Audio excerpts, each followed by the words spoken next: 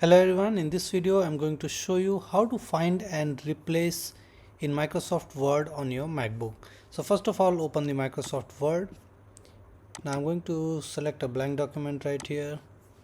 Okay, I'm going to write hello, my name is Satyendra. Okay, so something like this.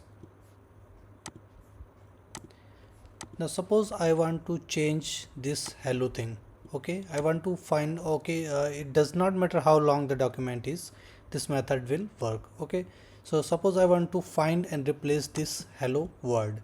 Okay, so there are two things that you can do. The first one is to go to the edit option in the menu bar and click on find, then click on replace. Okay, it will open up the find and replace button right here. Okay, you can also use the keyboard shortcut, which is shift command and H from the keyboard, and it will open up the find and replace. So first of all, you need to find hello.